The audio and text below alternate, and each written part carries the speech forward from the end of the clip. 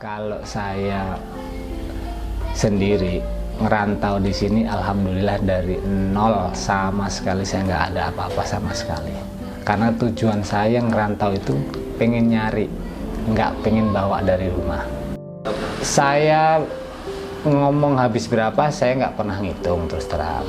Kalau untuk harian sih, alhamdulillah kalau bawanya mah 100 lebih. Cuman kalau habisnya saya nggak pernah ngitung. Dari kecil bener ngontrak. Ya namanya ngerintis om, apalagi kami di sini pertama nggak ada kerjaan, kedua ya modal pas-pasan, jadi ya ala kadarnya lah. Kalau dihitung-hitung memang gampang, pasti ketemu, walaupun kita bayar segitu ketemu om. Dagang apapun ketemu, itu kalau jalan, kalau udah jalan dagangannya. Pada dasarnya semua pekerjaan itu sama, tinggal cara kita itu menyukai pekerjaan itu. Kalau kita suka, insya Allah dengan ikhlas, dengan lapang dada kita enjoy.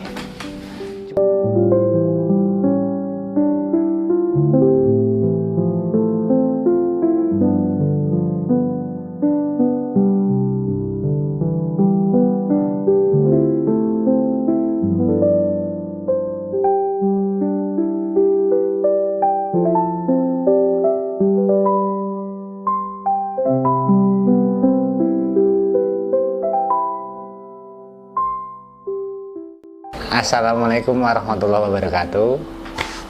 Perkenalkan, nama saya Fredianto dengan panggilan Mang Entong. Saya punya sedikit usaha di Jalan Ratu di Balawai Kandis, tepatnya di depan Bengkel Galang. Saat ini saya usaha ketoprak, mau berbagi sedikit cerita atau pengalaman hidup saya selama menjalani usaha kecil buat keluarga saya ini. Mudah-mudahan bisa inspirasi bagi kaum yang muda-muda atau yang sudah berjalan usahanya. Baik, bagi kita sama-sama saling belajar. Saya belajar usaha ketoprak sejak tahun 2010. Jadi awal mulanya setelah menikah, saya itu kan nggak ada kerjaan di kampung. Aslinya Lampung Timur, daerah sekampung. Jadi setelah saya menikah itu di sana kan kerjaan kasar. Sedangkan saya terbiasa merantau. Ya banyak ikut orang lah. Jadi kurang bisa kerja kalau buat kasar-kasar. Jadi akhirnya merantaulah ke Bandar Lampung. Terus kerja ya cuman ya di bidang kuliner memang om, sebelumnya ya kuli panggul, kuli kayu, pokoknya di kebun lah om.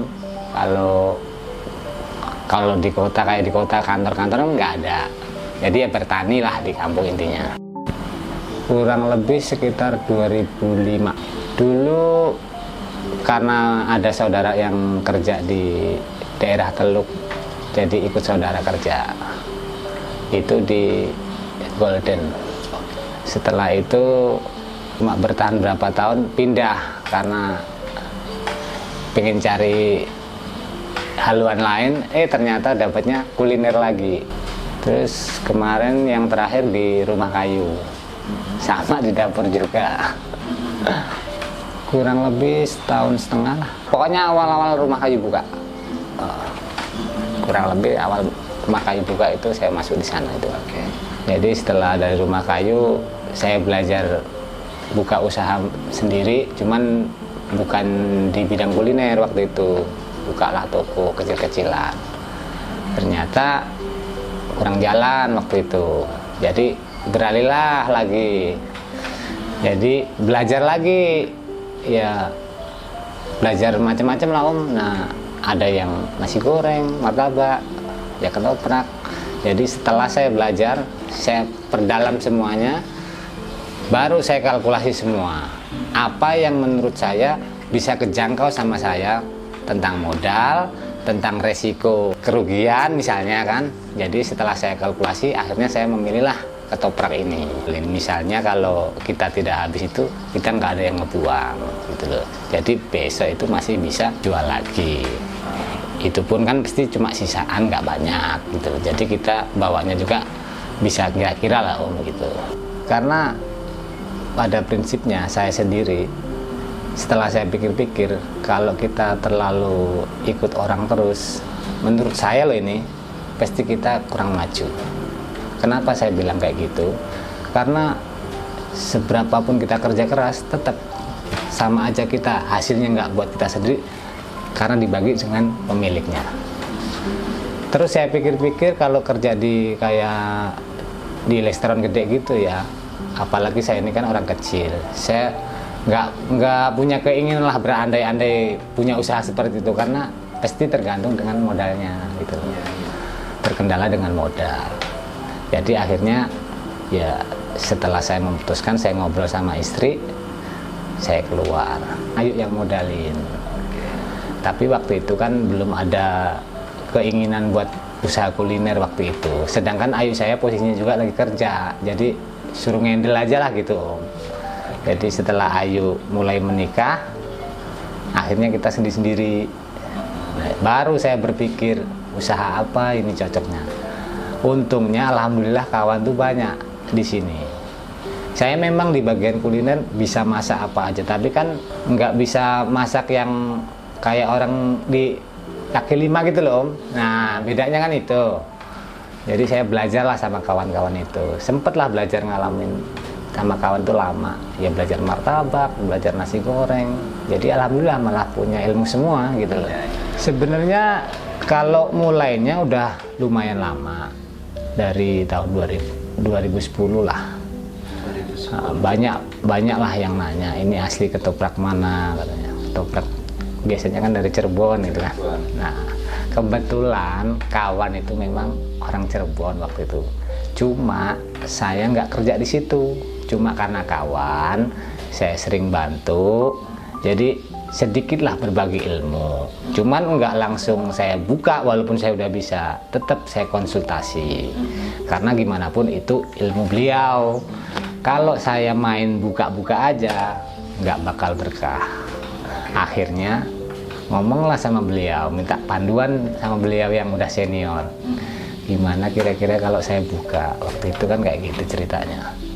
Jadi alhamdulillah beliau ngizinin. Nah, terus dituntun, terus dikasih arahan lah sedikitnya, ya membantu saya alhamdulillah sampai sekarang. Kalau saya sendiri ngerantau di sini alhamdulillah dari nol sama sekali, saya nggak ada apa-apa sama sekali. Karena tujuan saya ngerantau itu pengen nyari, nggak pengen bawa dari rumah. Kenapa saya pengen merantau? Pertama, saya ingin mandiri, pengen keluar dari bayang-bayang orang tua. Karena prinsip saya kalau selama saya dekat dengan ibu atau bapak, pasti saya tetap minta sama orang tua. Enggak, mungkin enggak. Apalagi posisinya saya masih pengantin baru. Jadi ya terpaksa merantau. Nah, dari situlah pikiran saya mulai pecah. Mulai usaha ketoprak itu ya bisa dibilang semua usaha itu sama aja sebenarnya. Pada prosesnya semua sama. Kalau yang berasal dari nol ini beda cerita yang tinggal lanjutin gitu loh.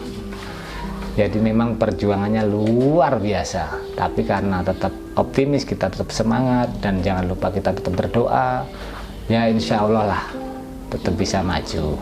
Pertama di Gang PU, terus Suai Halim, terus di Tanjung Seneng, pindah di Karanganyar, Jatimulyo, baru Kandis, baru bergeser samping-sampingnya.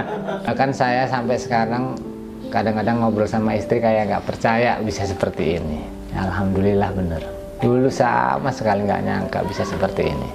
Ngontrak dari kecil, bener ngontrak. Ya namanya ngerintis Om, apalagi kami di sini pertama nggak ada kerjaan, kedua ya modal pas-pasan, jadi ya ala kadarnya lah. Yang penting masih bisa buat bayar kontrakan, masih bisa buat makan. ngalamin yang seperti itu pasti Om, pasti pernah. Cuman kalau saya mengakalinya biar nggak kebuang sia-sia, saya bagiin sama kawan, sama anak-anak yang lewat tengah malam atau tukang-tukang rongsok. Karena pada prinsipnya makanan itu kalau dibuang sayang, kalau bagi saya loh ini, itu pantangan bagi saya. Cuman alhamdulillah. Jadi kalau untuk sehari-hari kita bawanya fresh lah Om, ya lebih juga nggak banyak, kurang juga nggak banyak gitu. Jadi punya takaran lah. Kalau awal-awal ya pasti ngalamin, cuman nggak sampai kebuang gitu loh. Kalau untuk harian sih alhamdulillah, kalau bawanya mah 100 lebih. Cuman kalau habisnya saya nggak pernah hitung gitu loh. 100 porsi lebih kalau bawanya. Cuman namanya jualan ya kadang naik kadang turun kan gitu. Yang diminta ya habis. Ini sedikit berbagi cerita aja. Kalau awal-awal memang saya pernah lah ke beli hutang, itu pernah. Karena gimana ya, pertama saya di sini pasti kan modal itu pas-pasan. Sedangkan dagang itu kalau awalan, kalau nggak kita double itu nggak berani. Itu modal nekat saya waktu itu. Jadi kelilit lah utang, ceritanya utang yang bank keliling itu. Jadi, kalau saya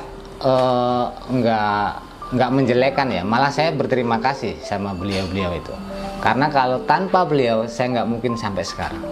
Kurang lebih hampir 15 tahun sebenarnya saya mulai usaha ini.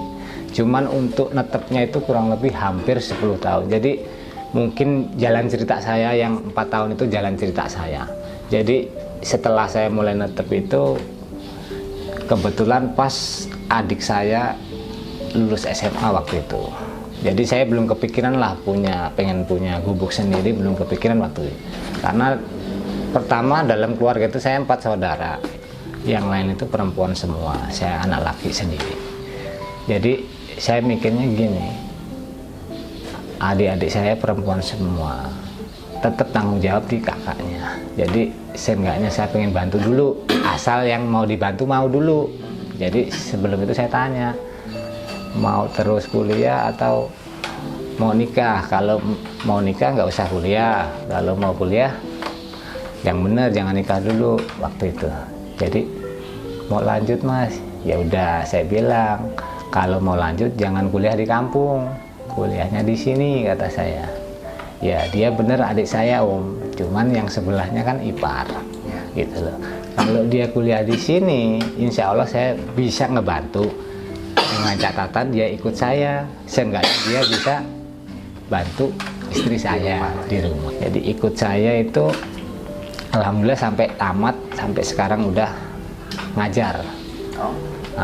Terus ini yang si bungsunya hampir tamat. Jadi setahun mereka berdua bareng itu yang saya luar biasa, pas bener itu Om. Cuman ya alhamdulillah ada aja rezeki. Kalau saya pribadi anak masih 2, yang satu kelas 2 SMA, yang satu kelas 2 SD. Kalau sekarang alhamdulillah udah nggak ngontrak lagi. Intinya buat kawan-kawan yang berminat usaha atau yang sudah punya usaha, jangan takut. Intinya jangan takut bayangan yang bakal bikin kita nggak maju. Yakin dan percaya, dan jangan lupa kita tetap berdoa sama yang Maha Kuasa. Buat kawan-kawan semuanya di medsos, bagi yang ingin mencoba atau mencicipi kuliner ketoprak, bisa datang langsung di Jalan Rato di Balau, Waikandis, Bandar Lampung. Insya Allah rasa tidak mengecewakan. Ketoprak Jaya Kusuma, Jawaku Sumatera. Ketoprak Mentong Jayaku Sumatera. Detailnya pas di Jalan Ratu di Balau, Waikandis, di depan bengkel Galang 99. Buat sahabat semua bisa coba datang dan cicipin. Insya Allah tidak mengecewakan.